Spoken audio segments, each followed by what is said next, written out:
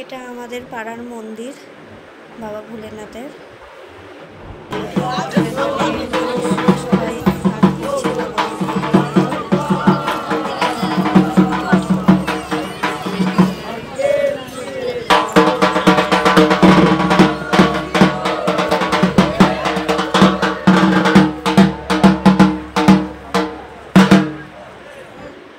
এটা আমাদের এখানে ফুল পোড়া বলে, তো এটা হয় ভোরবেলার দিকে।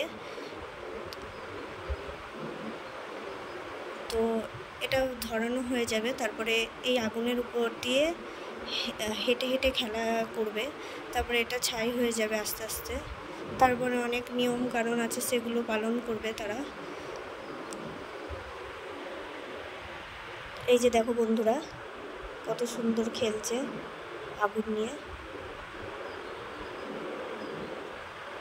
তো এইভাবেই খেলতে থাকবে। তো দেখো এখন তো রাত্রি হয়ে আছে, কারণ এটা ভোরবেলায় হয় যেহেতু।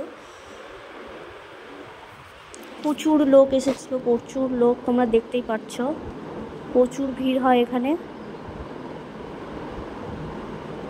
তো খেলাটা শুরু হয় 2টো থেকে।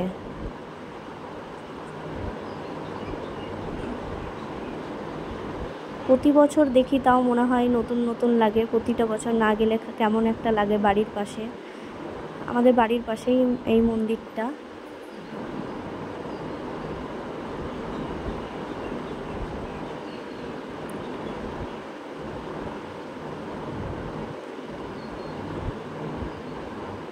দেখো বন্ধুরা কি সুন্দর খেলছে।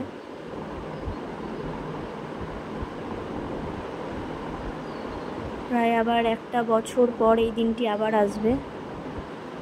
এই যে দেখো বন্ধুরা, এখানে বংশী ফোটাচ্ছে।